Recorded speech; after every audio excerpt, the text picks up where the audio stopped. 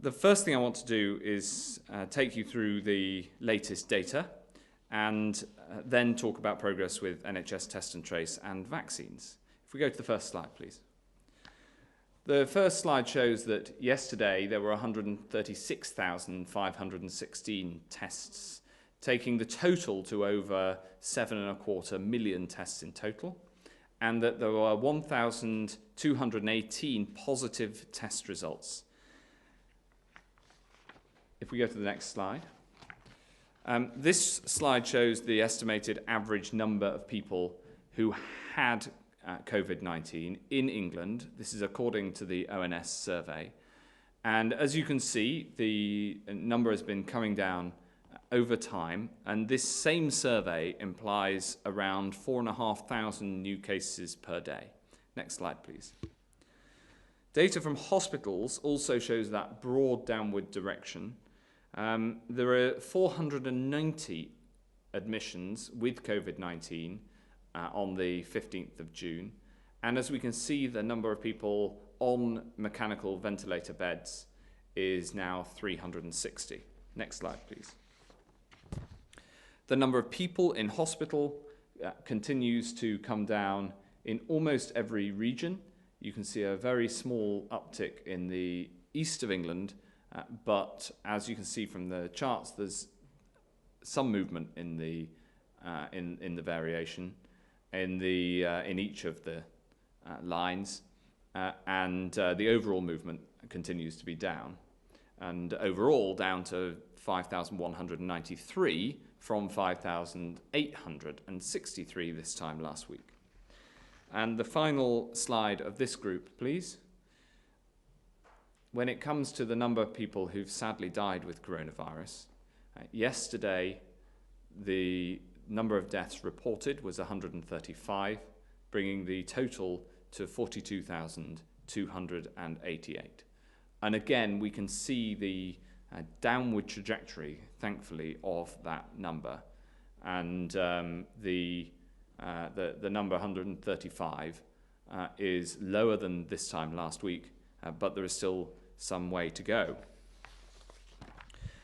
There's one additional report that's worth looking at, which is that Public Health England today published their weekly surveillance report, which shows that last week, for the first week since mid-March, the number of people who died in this country in total from coronavirus and anything else was no higher than is normal at this time of year. So that demonstrates that the number of deaths is coming right down. But the battle against this virus is not over. And it's a battle on many fronts. And there's two areas I want to update you on today. The first is vaccines.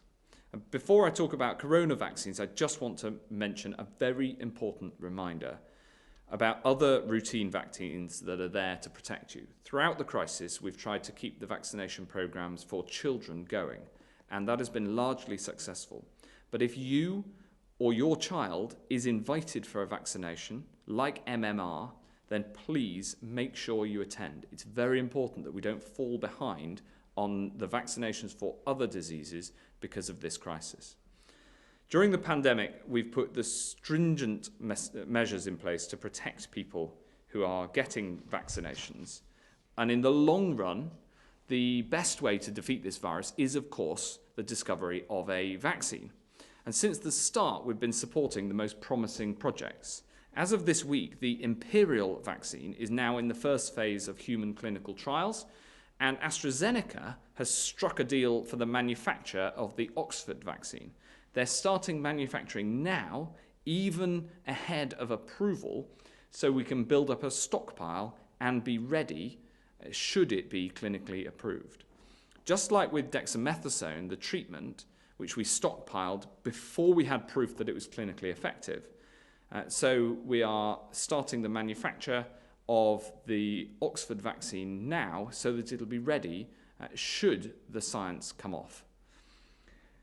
Today we have also published the way in which we propose to prioritise people for access to a vaccine as soon as one comes available. Just as we did for testing, we'll be guided by the clinical science, prioritising those in most need. I'm very grateful to the Joint Committee on Vaccination and Immunisation, which has published its interim advice today. They recommend priority vaccination for two groups: frontline health and social care workers and those at increased risk of serious disease and death from coronavirus, including, for example, adults over the age of 50 and those with heart and kidney disease. As we learn more about the virus, we'll continue to take into account which groups may be particularly vulnerable, including, for example, those from ethnic minority backgrounds, so we can protect the most at risk first should a vaccine become available and get this country back on our feet as soon as we possibly can. Our approach to vaccines is to throw everything at it as fast as we can and rigorously to test and make sure that they're safe before deployment. This is our approach across the board, in fact, including on test and trace too, and that's the second area that I want to focus on today. Baroness Harding will talk you through the latest figures from our NHS test and trace programme shortly. Today's data show a system that is working well and constantly improving. And remember that each one of the thousands of people who are now isolating because of the NHS Test and Trace programme and all the work of those involved is someone who would have been innocently going about their daily lives not knowing that they were a risk to their community. And as you may remember, our plan is to complement this human contact tracing with a contact tracing app.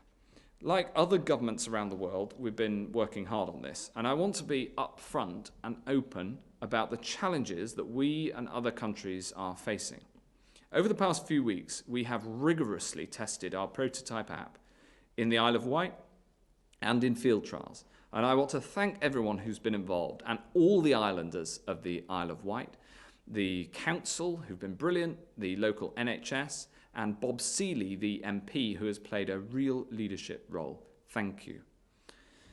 Because of this testing, we discovered a technical barrier that every other country building their own app is also now hitting. We found that our app works well on Android devices, but Apple's software prevents iPhones being used effectively for contact tracing unless you're using Apple's own technology. After we started our work on our app, Google and Apple then started working on their own product. And as soon as they did this, we began working on both. We kept our options open in the same way that we do with other areas. And I personally feel in this fight, more than any other, that we must leave no stone unturned. So I asked Dido and the NHS X team to make sure that they worked on both products.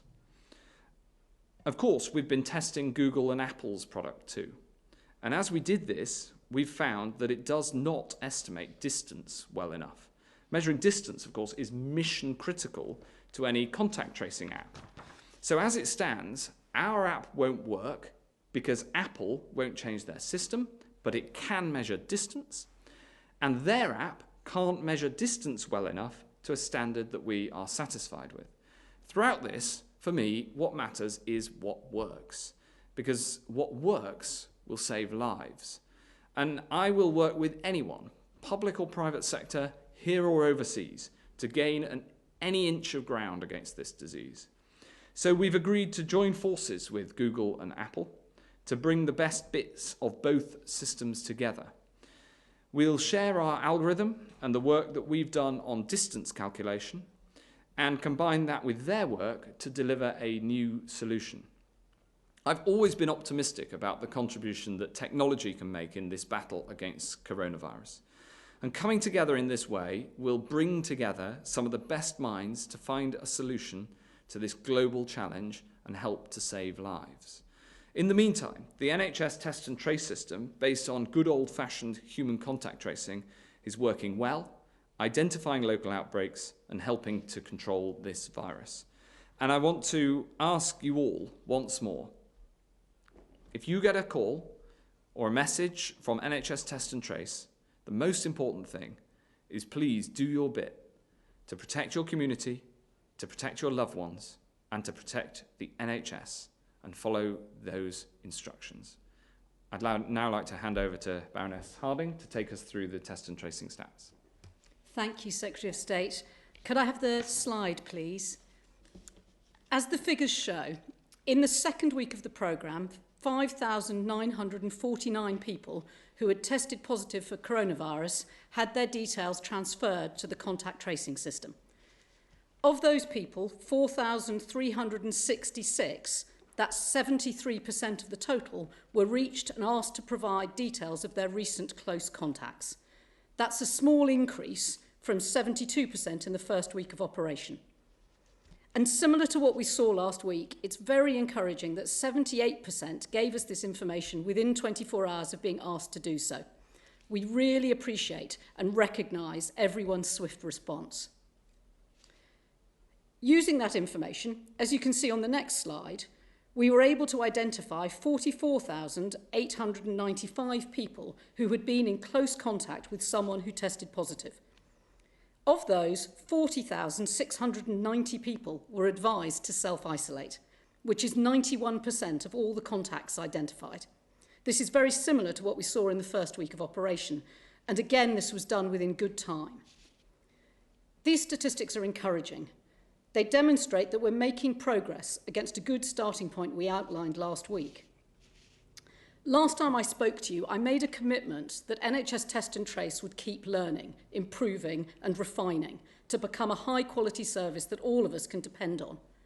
In partnership with Public Health England and local government, we are right now protecting local communities from outbreaks.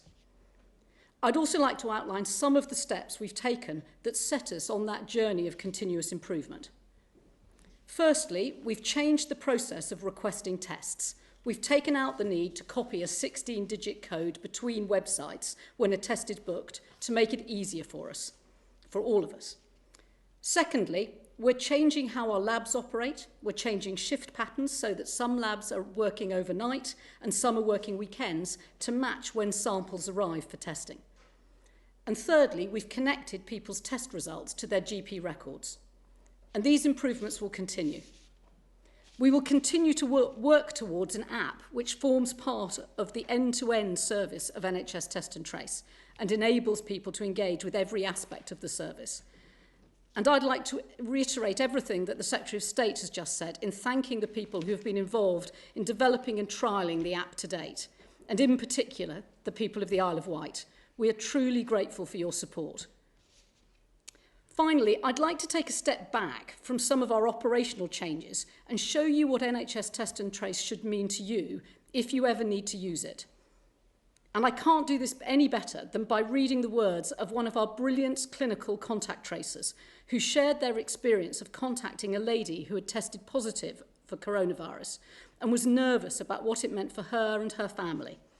In their words, she needed to hear a professional, calm and caring voice who was there to listen, advise and support. She needed to be reassured and hear that she was doing a great job caring for her daughter. And after we had finished, she told me that I'd made her burden feel lighter and that she wished we could speak every day. I've said before that NHS Test and Trace is a service for the public that works best as a partnership with the public. And to me, the work of our contact tracers shows us what a true partnership looks like. I want people to know that NHS Test and Trace will be there for them when they need it. And I want to reiterate what I said last week. If you have symptoms, a fever, a new continuous cough, or a loss or change in your sense of smell or taste, then testing is available. You can and must book yourself a test. If one of your children has a fever, stay at home and order a test. If NHS Test and Trace gets in touch with you to say you've tested positive, you should go online or call us on 119 if you don't have the internet and provide us with accurate, up-to-date information about your recent close contacts. And if you're one of those contacts, it's vitally important that you do what tens of thousands of others are already doing and self-isolate. Because in doing so, you will be taking the virus out of circulation. You'll be protecting your friends, your family, and the wider community from infection. Thank you. Thank you very much, Baroness Harding. We'll now go to questions from the public and then to questions from the media thereafter. So the first question is from Luke in Cardiff by video. Hello, good evening. Every year, thousands of students from different areas of the country come together in one place to start the university year. How is the government supporting universities and local councils to ensure that the influx of students in one town or city doesn't result in a local outbreak of the virus? Thank you. Well, thank you, Luke. That is a great question. And of course, the work is ongoing now, led by the Department for Education, to make sure that we can do as much as we can to ensure a safe restart of universities in the same way that we're working towards the safe restart of schools in the autumn. And that's incredibly important work, both in terms of what happens inside the institution, but also, exactly as you say, when people go to university, they usually travel. And places like Cardiff, which of course has a brilliant university, in fact two, there are many students who go there. It's a really important point. It's something that the DFE is working very hard on. Thanks very much for your question, Luke. The next question is from Stuart in Birmingham. And Stuart asks, as a large number of people have been working from home during the lockdown period, is the government planning to pass laws that will make it easier for employees who wish to continue working from home to do so as lockdown is eased? Well, the number one thing I'd say, Stuart, is that working from home is absolutely recommended wherever it's possible. Of course, there are some industries in which it's just not possible, some jobs. But wherever it's possible, we recommend working from home. I think one of the big things that people have learned from this crisis is the opportunity of working from home and how it can be effective. And thank goodness the technology is now readily available to make that so. So it's certainly something that I think will stay with us a long time after the crisis. Those Zoom calls or other technologies are available. I'm very happy to talk to the business department to ask whether there's laws that need to change given that big change in how people are using technology. I think we should take that away and look at it. But the best thing is, in the first instance, of course, people can work from home. Where people can work from home, they should do so, and businesses, employers should facilitate that. Thanks very much, Stuart. Great question. The next question is from Hugh Pym of the BBC. Hugh. Thank you very much. You had said that the smartphone app would play a central role in testing and tracing. It's now been delayed. When do you think the app will be involved in identifying and tracing contacts? Well, thanks, Hugh. We are working on it, is the answer. We're not going to put a date on it, I'm afraid, because I'm absolutely determined that whilst this technology can help, it's got to be working effectively. And the central point of test and trace is actually the fact that when you are identified as at risk, you then isolate, and asking people to isolate for 2 weeks is a big thing. And so I would not recommend an app unless I'm confident in it. I've explained, I hope, why the best parts of the two systems that we've been working on can be brought together. But I am confident that we will get there. We will put that cherry on Dido's cake. A quick follow-up on another subject, if I may. Sure. More than 2 million people are shielding, and there have been reports in the last day or two about the scheme coming to an end at the end of July, based, it seems, on briefings to charities. Can you end the uncertainty and give people in that situation a proper indication of what is going to happen? Well, Hugh, I know how sensitive this is to the 2.2 million people who are shielding and their families, and we've asked them to do something which is really, really big over the last 3 months, which is to stay at home almost entirely until recently. We put forward the clinical advice that it's okay to go out very carefully to exercise. We will be bringing forward the next steps very, very soon. But I don't want to go into any more detail because I want that to be done properly, and I want it to be done with the support of the charities who do so much to support those 2.2 million people.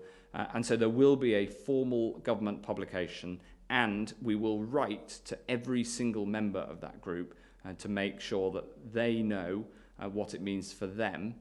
In the meantime, the advice remains to keep shielding, and the current programme and the end date of the programme is, of course, the end of this month. But before then, everybody will get an individualised letter from the NHS to explain what they need to do next. Thanks very much, Hugh. The next question is from Tom Clark of ITV. Tom. Hello, Secretary of State. Thank you. First, a question for Baroness Harding, if I may, about test and trace. We just heard there from the Secretary of State about 4,500 people a week are estimated to be a day are estimated to be getting coronavirus in the community. A rough calculation suggests about 10,000 symptomatic people a week could be out there in the population. Yet you're testing just a fraction of that are actually getting through to test and trace. If you're missing so many people who are symptomatic for COVID and getting tested, how can we be sure that test and trace can stay on top of outbreaks? Dido. So, thank you, Tom. There are two things that we need to do, and one of those things is for all of us. So, we are missing some people who have symptoms who are not getting tested. And so all of us have got to learn this new behaviour, that if we have a temperature, if we have a new continuous cough, or we lose our sense of taste or smell, the first thing we should do is stay at home, and the second thing is we should order a test. So that's why you've heard me say this from this podium this weekend, last week. There's something for all of us to do. If one of our children, and young children get temperatures all the time, and it's a new behaviour. If one of your children has a fever overnight, you stay at home with the family, look after them and order a test. The second thing we have to do is get better at hunting out the virus. 70% or so of people who have the virus won't show any symptoms, or will have such mild symptoms they might not spot it. And that's why we're doing targeted testing for people in high contact professions, such as health and social care, but also other roles. We're looking to expand that. So there's more work for NHS Test and Trace to do. So perversely, I'm one of the very few people working in government that wants to see the number of people testing positive go up each day, because it means that we will have a more targeted and efficient testing system. But obviously, we also want fewer people to get the virus. So I'm not pretending that it is perfect. Of course it isn't. We all have work to do to keep honing it and improving it. Thanks very much, Tom. Thanks very much. Can I just follow up with one more for you, Secretary of State? The system isn't perfect. We've just heard that from Baroness Harding. We have those continuing to ease lockdown measures. Could that explain why we are seeing, in that PhD data that you mentioned earlier, an increase in outbreaks in schools, in hospitals, in other settings compared to during the lockdown period?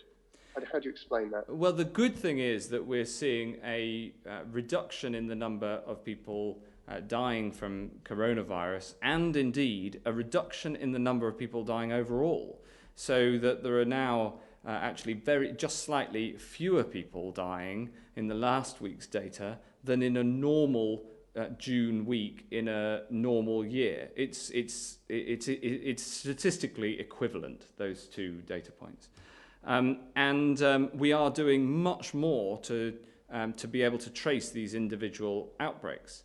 For instance, there's an outbreak right now in parts of Leicester that we're working very hard to track down, and we're putting in a mobile testing unit, and we're working hard on that. There's another in Kirklees in Yorkshire. Again, we've sent in mobile testing units. We're working with, in both cases, the local council, and in both cases, the local director of public health is doing a magnificent job working with the NHS Test and Trace scheme and the Joint Biosecurity Centre as our sort of our eyes and ears. So there are these local outbreaks. We've seen them all the way through, and we now have the system in place to be able to spot them as best we can, and then take that local action.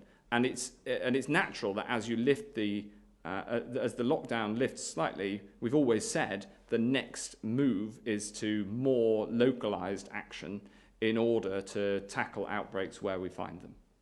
Dido, did you want to add anything on that? No, I would just say that we have a very large-scale test and tracing service up and running now. If you look at the scale of our national service in terms of tests conducted per 100,000 of population, in terms of contact tracers per 100,000 population, it stands comparison with anyone in the world. So we have a service that is fit for purpose for as we stand now, and it will get better and better with each passing week.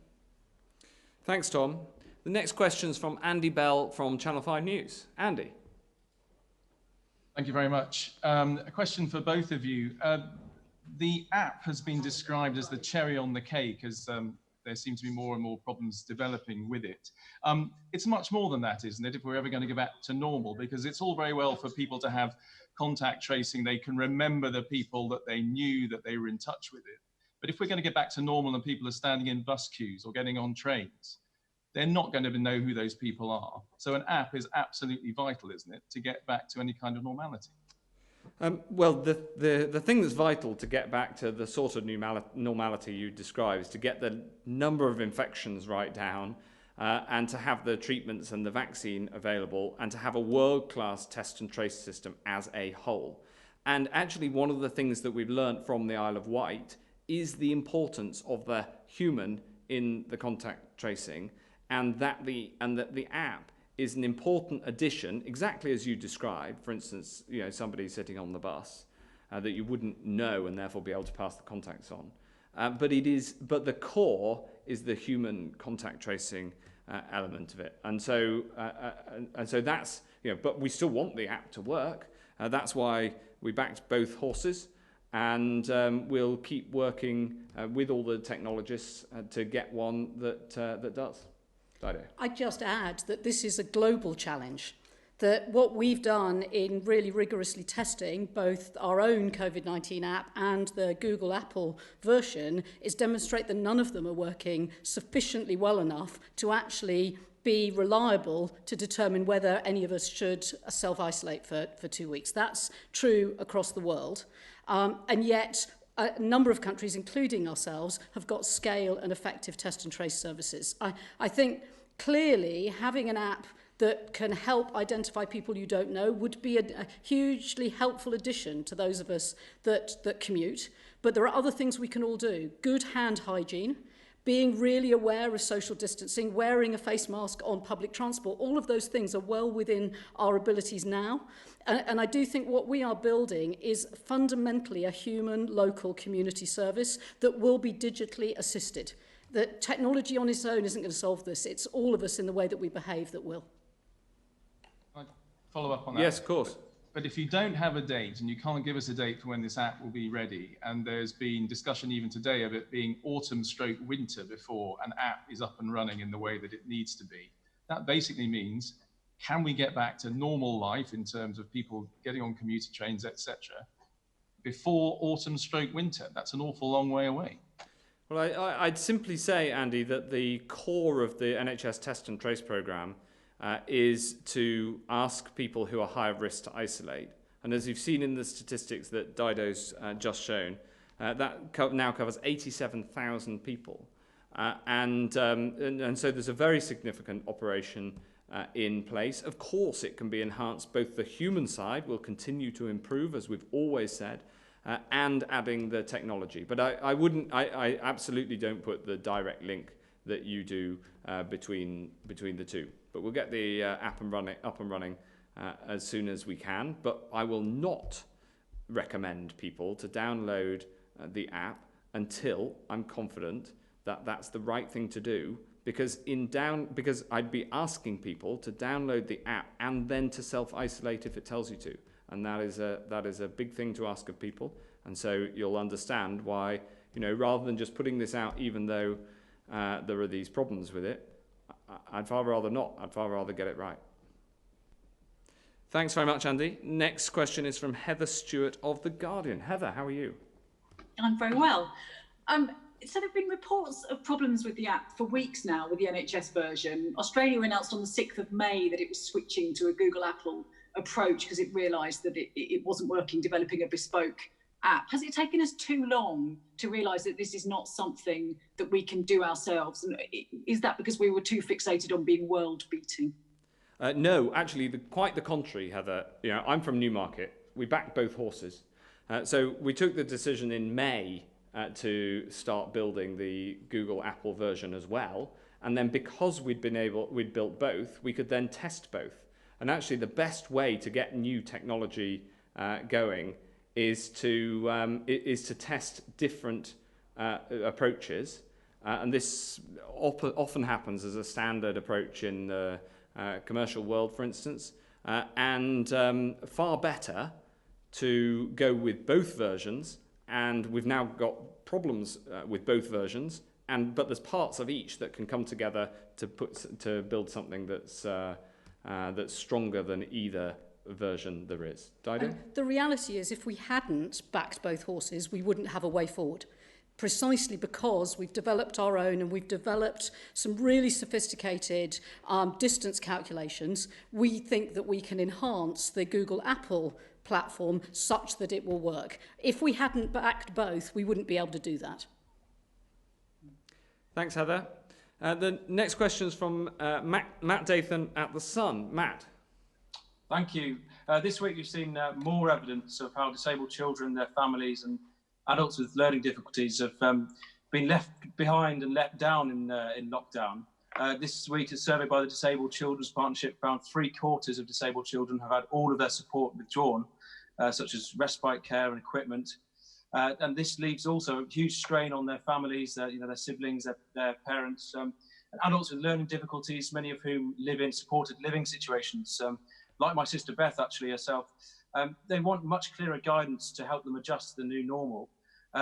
And they also want to know when they'll be able to see family again. So what measures can the government take going forward to ensure that people with disabilities are no longer forgotten during this pandemic? Well, Matt, I think that's an incredibly important question. And I've seen the report, and I saw the report in The Sun on this earlier this week. It's an incredibly important question. I think the first thing to say is that even whilst almost all children weren't going to school during the lockdown, we kept 80% of schools open for those with special needs. We have put more support in from central government, including, for instance, the 10 million Family Fund Trust. But it's vital that local authority support that you refer to is also there. And getting that into place as services recover right across the board is incredibly important. Well, one thing that might help with this is maybe following Northern Ireland's lead, as we hear today. Schools are going to be reducing social distancing to 1 metre. Why is it so different here? Why can't schools here reduce the social distancing to 1 metre when they reopen in September? Well, we're working on what is needed to get schools open in September, to get all schools open in September. And there is a review, as you know, Matt, into the current 2 metre rule. But the 2 metre rule is itself a social distancing measure. So removing it has an impact in terms of the transmission of the disease. So we have to make sure in that review that we have the space within and the viruses under control enough to be able to make the change and to replace the 2 metre rule, if that's the conclusion of the review, with something that then makes it easier to do things like, for instance, have people together at school. So I get the interaction between the 2 metre rule and getting people back to school.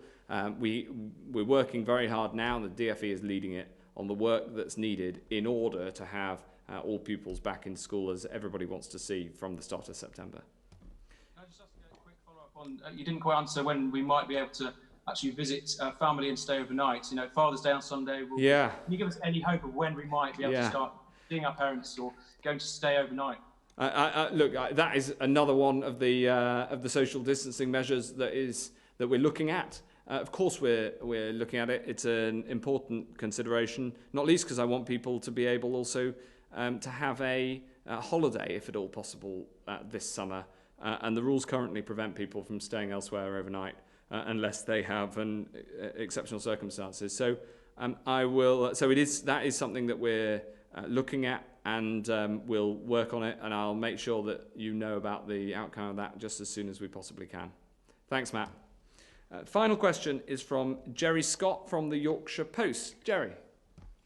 Thank you. I'd like to ask how local leaders are supposed to be ready for these local lockdowns we've heard about. We've got directors of public health saying that they don't know what the term means. We've got mayors and council leaders saying that they don't have the powers to enact them on a scale larger than one building. And the Joint Biosecurity Centre won't be fully operational until later in the summer. So what happens in the meantime, or are you moving away from the term, as you've just spoken about the outbreak in Yorkshire and said you've put mobile testing in, so are local lockdowns no longer on the table? Oh yes, the system is already up and running. In fact, I chaired a meeting this morning of our local action committee, which is the formal process through which we make these decisions, working with local leaders. For instance, in Kirklees, as you mentioned, the local director of public health and the council are heavily involved in the response. There are actions and powers that people have at a local level in local councils, and then there's powers that I have as Secretary of State from the Coronavirus Act, and we have a process so that if on the ground they need powers that I have, they can put that request up and we can look at that. And similarly, if we spot a problem, then we can go down to the council and ask what they're doing about it. So that process is in place and it's up and running and working. And Dido were sat around a table for an hour this morning working on exactly that, including discussing Kirklees. Dido. I would add that it is a good Yorkshireman, Tom Reardon, the Chief Executive of Leeds City Council, that is leading this work for the Secretary of State and I, and making sure, the government has allocated an additional £300 million to upper tier local authorities to build and enhance their local action plans. And what we're seeing is that communities are doing this now, as we speak, in a number of places across the country, where we see experts from the Public Health England health protection teams working alongside directors of public health and local authorities.